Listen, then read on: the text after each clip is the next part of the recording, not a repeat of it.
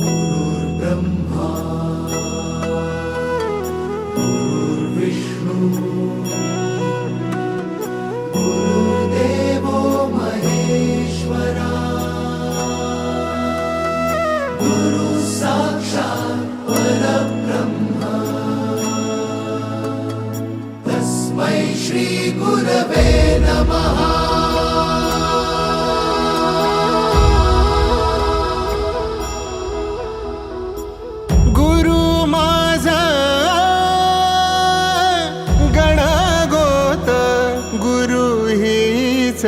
माऊली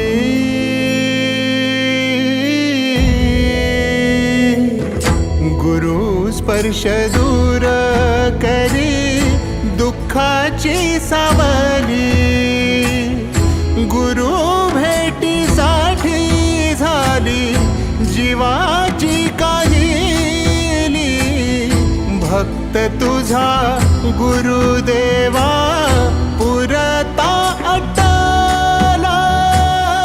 भेटला विठ्ठल माझा भेटला विठ्ठल।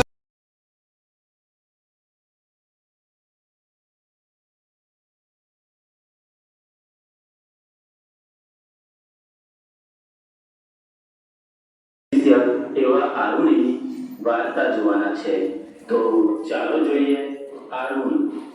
પ્રાચીન સમયની આ વાત છે। એક જંગલમાં આયોધૌમ્ય ઋષિનો આશ્રમ હતો। એ આશ્રમમાં ઘણા શિષ્યો વિદ્યાભ્યાસ કરતા હતા। એ બધા શિષ્યોમાં પાંચાલ દેશનો આરુણી નામનો એક શિષ્ય હતો જે ખૂબ જ તેજસ્વી, સાહસી અને આજ્ઞાકારી હતો। ધૌમ્ય ઋષિને આરુણી પ્રત્યે વિશેષ પ્રેમ અને વિશ્વાસ હતો। આશ્રમના મહત્વના કામોની જવાબદારી આરુણીને સોંપવામાં આવતી। ધૌમ્ય ઋષિના આશ્રમમાં સરસ મજાના બગીચાઓ અને આસપાસના વિસ્તારોમાં ખેતરો હતા। બધા શિષ્યો પોતપોતાની જવાબદારી ઉપાડી એમાં કામો કરતા। એક દિવસે મધ્યાહન પછી સાંજના સમયે ધૌમ્ય ઋષિ અને બધા શિષ્યો આશ્રમમાં ભેગા થઈ ચર્ચા કરી રહ્યા હતા। ત્યારે અચાનક આકાશમાં કાળા વાદળો છવાવા લાગ્યા અને વીજળીનો કડકડાટ થવા લાગ્યો અને ધીમે ધીમે વરસાદના છાંટાઓ પડવા લાગ્યા। ત્યારે ધૌમ્ય ઋષિને ડાંગરના ખેતરની ચિંતા, તો સંગ્રહેલું પાણી બધું બહાર વહી જશે અને પાકને નુકસાન થશે। તેથી ધૌમ્ય ઋષિએ આરુણીને પાસે બોલાવીને કહ્યું, બેટા આરુણી, તું આપણા ડાંગરના ખેતરમાં જઈને જોઈ આવ કે પાડ બરાબર છે કે નહીં। જો કદાચ વધુ વરસાદ આવે તો ક્યાંક પાડ તૂટી ન જાય તેની ચકાસણી કરી આવ। જેવી તમારી આજ્ઞા ગુરુદેવ। એમ કહી આરુણી તો પાવડો સાથે લઈને ડાંગરના ખેતર તરફ જવા નીકળે છે। ત્યાં તો વરસાદનો વેગ વધવા લાગ્યો અને ધોધમાર વરસાદ વરસવા લાગ્યો। આરુણી તો ખૂબ ઝડપથી દોડવા લાગ્યો અને દોડતા દોડતા ડાંગરના ખેતર પાસે પહોંચી જાય છે અને ત્યાં જઈને જુએ છે તો પાણીના વહેણથી પાડમાં એક બકાલું પડી ગયું હતું અને એમાંથી પાણી ખેતરની બહાર નીકળી રહ્યું હતું। તેથી આરુણી તો તરત પાવડા વડે કચરો અને માટી ભેગી કરી પાડ બાંધવા મંડી જાય છે। પણ ધોધમાર વરસાદના કારણે પાણીનું વહેણ વધવા લાગ્યું અને પાડ તો વધુને વધુ ધોવાવા લાગી। આરુણી તો વધુને વધુ માટી ભેગી કરી પાડ પર નાખવા લાગ્યો પણ એ બધું પાણીના વહેણમાં વહી જતું હતું અને પાણી તો ખેતરની બહાર નીકળવા લાગ્યું। તેથી આરુણી તો ગભરાયો અને વિચારવા લાગ્યો કે જો પાણીના વહેણમાં પાળ આખી તૂટી જશે તો પાણી બધું વહી જશે અને પાકને નુકસાન થશે। તેથી આરુણી તો વધુ જોરથી મહેનત કરી માટી અને કચરો ભેગો કરી પાળ બાંધવાનો પ્રયત્ન કરે છે પણ ધોધમાર વરસતા વરસાદમાં પાણીનું વહેણ તો ખૂબ જ આક્રમક રૂપ લઈ લીધું અને પાળ તો વધુને વધુ તૂટવા લાગી। તેથી આરુણી તો ખૂબ જ ગભરાઈ જાય છે અને પાણી રોકવાનો કોઈ જ ઉપાય ના મળતા આરુણી તો જાતે જ તૂટેલી પાળ પર આડો પડીને સૂઈ જાય છે અને ખેતરમાંથી વહી જતું પાણીને અટકાવે છે। આમ ખેતરમાંથી વહી જતું પાણી અટકી જાય છે. ધીમે ધીમે રાત થવા લાગી અને વરસાદ પણ ધીમે ધીમે બંધ થઈ જાય છે. પણ આરુણી ત્યાંથી ઉઠ્યો નહીં, કારણ કે જો એ ત્યાંથી ઉઠે તો ખેતરનું સંગ્રહેલું બધું પાણી વહી જાય. પાણીમાં પડ્યા રહેવાથી આરુણીની હાલત તો ખૂબ ખરાબ થઈ જાય છે અને એ તો ઠંડીથી થરથર કાંપવા લાગે છે. રાત્રે તો ખેતરમાં રહેતા દેડકાઓ, કરચલાઓ અને અન્ય જીવજંતુઓ આરુણીની આસપાસ અને શરીર પરથી પસાર થતા હતા. છતાં આરુણી એ બધું સહન કરી રહ્યો હતો. આરુણી કોઈ પણ પ્રકારની ફિકર કર્યા વગર ગુરુ આજ્ઞાનું પાલન કરવા માટે કટિબદ્ધ થઈને ત્યાં જ પડી રહે છે. આમ ને આમ આખી રાત વીતી જાય છે. આરુણી તો ઠંડીમાં ખીજવાને કારણે મૂર્છિત થઈને ત્યાં જ પડી રહે છે. આ બાજુ આશ્રમમાં બધા શિષ્યો ધૌમ્ય ઋષિને સાદા પ્રણામ કરવા માટે જાય છે. ધૌમ્ય ઋષિ બધા શિષ્યોને આશીર્વાદ આપે છે. ત્યારે ધૌમ્ય ઋષિને આરુણી દેખાયો નહીં. તેથી તેમણે શિષ્યોને પૂછ્યું કે આરુણી ક્યાં છે? ત્યારે શિષ્યો કહે, ગુરુદેવ, આરોણીનો અમે કાલ સાંજથી જોયો નથી. અમને એવું લાગ્યું કે કદાચ તમારી જોડે હશે. ત્યારે ગુરુદેવને યાદ આવ્યું કે અરે, એને મેં કાલે સાંજે ખેતરે મોકલ્યો હતો, એટલે એ ત્યાંથી આવ્યો જ નથી કે શું? ત્યાર પછી ધૌમ્ય ઋષિ તો તરત જ 2-3 શિષ્યોને લઈને ડાંગરના ખેતરે જવા નીકળે છે.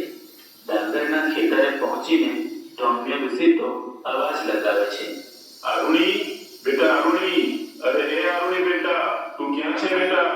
આરુણી, એ આરુણી. સાથે સાથે શિષ્યો પણ આરુણીને બોલાવવા લાગ્યા. આરોણી, એ આરોણી, તું ક્યાં છે? પણ આરુણી તો કાંઈ બોલ્યો ન હતો, કારણ કે તે આખી રાત પાણીમાં પડી રહેવાથી તેનું શરીર ઠંડીના કારણે થીજી ગયું હતું અને એ મૂર્છિત થઈ ગયો હતો. ત્યારે એક શિષ્યની નજર આરુણી પર પડે છે. ગુરુદેવ, ગુરુદેવ, અહીં આવો, આરોણી અહીં છે. ધૌમ્ય ઋષિ અને બધા શિષ્યો આરુણી પાસે પહોંચી જાય છે અને જુએ છે તો આરુણી ખેતરનું પાણી રોકવા માટે પોતે જ પાળ બનીને આડો પડ્યો હતો. ધૌમ્ય ઋષિ તો આ દ્રશ્ય જોઈ ખૂબ દુઃખી થઈ જાય છે અને તરત જ આરુણીને હલાવીને ઉઠાડે છે. આરુણી, એ બેટા આરુણી, ઉઠ બેટા, ઉઠ બેટા આરુણી, આરુણી, એ આરુણી. ત્યારે આરુણીના કાને ગુરુદેવનો અવાજ સંભળાતા તે જાગી જાય છે. ગુરુદેવ, ગુરુદેવ. જા બેટા, ઉઠ બેટા, ઉઠી જા બેટા. એમ કહી ધૌમ્ય ઋષિ આરુણીનો હાથ પકડીને ખેંચવા જાય છે. ત્યારે આરુણી કહે, ગુરુદેવ, મને ઉઠાડશો નહીં. જો હું ઉઠી જઈશ તો ખેતરનું બધું પાણી વહી જશે. આ સાંભળી ધૌમ્ય ઋષિનું હૃદય ગદગદ થઈ જાય છે અને મનમાં જ બોલી ઉઠે છે, ધન્ય છે તારી ગુરુ ભક્તિ.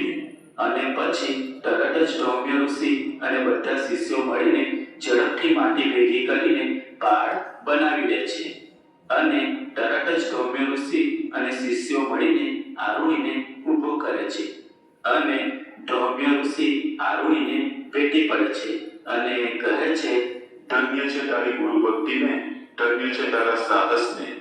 હું તારાથી ખૂબ પ્રસન્ન છું. આરુણી બેટા, આજથી તારું નામ હું ઉદ્દાલક રાખું છું. ત્યાર પછી આરુણીમાંથી ઉદ્દાલક ઋષિ બની જાય છે. તો બાળ મિત્રો, કેવી લાગી આ વાર્તા? સરસ છે ને? હા બાળ મિત્રો, આ વાર્તામાં આપણે જોયું કે गुरुर्ब्रह्मा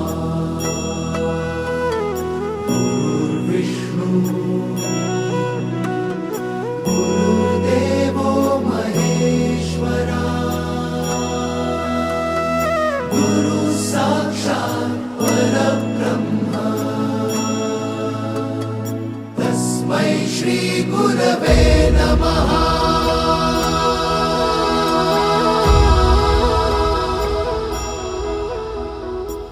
गुरु माझा गणगोत, गुरु हीच माऊली.